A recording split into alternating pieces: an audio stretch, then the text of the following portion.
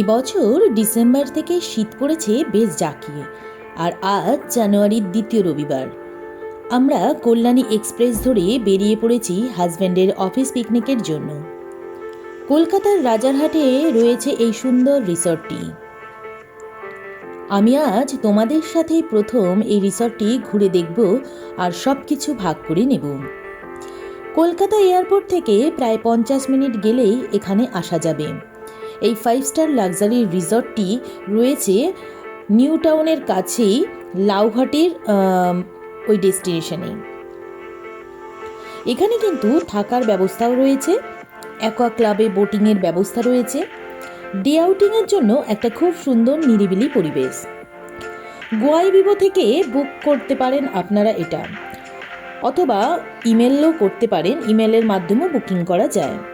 বিভিন্ন ধরনের outdoor game আপনারা এখানে খেলতে পারবেন। সুইমিং পুলও কিন্তু অ্যাভেলেবেল রয়েছে।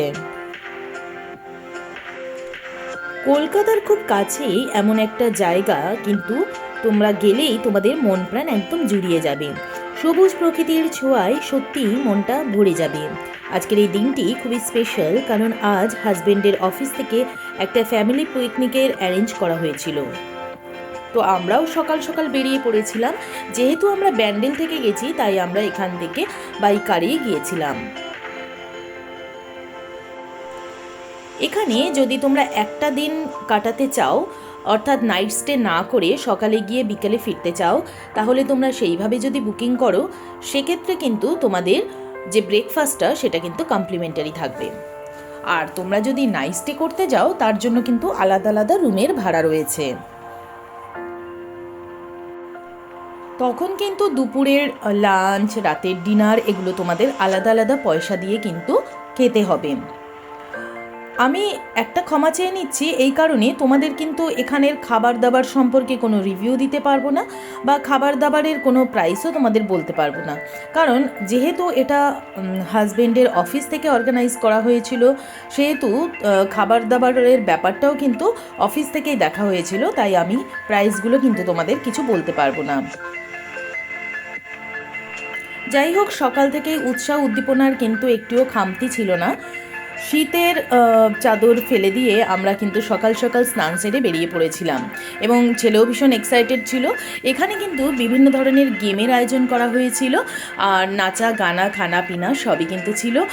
সব মিলিয়ে কিন্তু সারাদিনটা আমরা ভীষণভাবে এনজয় করেছি, এবং আমরা আপনাদের বলবো যে আপনারাও আসুন। এখানে একটা ডে আউটিংয়ের জন্য কিন্তু একটা দারুণ জায়গা।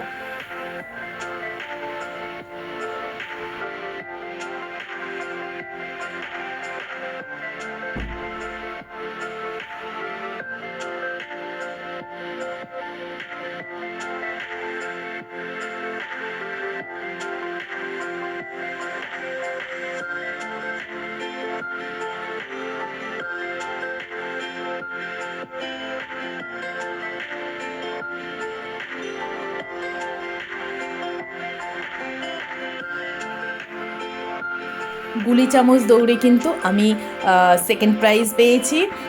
এছাড়াও এখানে বিভিন্ন ধরনের প্রতিযোগিতার আয়োজন করা হয়েছিল, সেগুলোর সঙ্গে সঙ্গে কিন্তু খাবারেরও ব্যবস্থা ছিল। এই দেখতে পাচ্ছেন পরপর খাবার কিন্তু আমাদের চলে এসছে, সবই বুফে সিস্টেমে ছিল। খাবারগুলো খুবই সুন্দর ছিল। সব মিলিয়ে কিন্তু সারাদিনটা আমাদের বেশ ভালো কেটেছে। অনেক দিন বাদে এরকম একটা পিকনিকের আমেজ, মনটা সত্যিই ভীষণভাবে ভালো হয়ে রয়েছে। যাই হোক, আমরা তাড়াতাড়ি খেয়ে দিয়ে নিলাম, এরপর আমাদের আবার ফিরতে হবে। কিছু ফটো সেশন আমরা তারিফাকে সেরে নিয়েছিলাম। দেখতেই পাচ্ছেন সবাই যে যার মতো পোজ দিয়ে ছবি তুলেছে। এরপর সন্ধে নামতেই আমরা দেখলাম চারিদিকে আলো জ্বলে উঠলো, সেটা যেন আরও বেশি মায়াবী লাগছে। মানে এই যে একটা কৃত্রিম ভিলেজ তৈরি করা হয়েছে, সেই ভিলেজটা কিন্তু একদম মায়াবী হয়ে উঠেছিল এই রাতের আলোগুলো জ্বলার পর। যদিও আমরা তখন আর বেশিক্ষণ থাকিনি, আমরা বেরিয়ে পড়েছিলাম। তারপর আমরা আবার সেই একই রাস্তা ধরে বাড়ির পথে। তো আশা করি এই ব্লগটা তোমাদের ভালো লাগবে। যদি ভালো লাগে তাহলে অবশ্যই লাইক, শেয়ার ও কমেন্ট করো। নতুন যে বন্ধুরা আমার চ্যানেলটিকে দেখছো, তাদের কাছে অনুরোধ রইল চ্যানেলটিকে সাবস্ক্রাইব করে নেওয়ার। আজকের মতো এখানেই বিদায় নিচ্ছি। টাটা।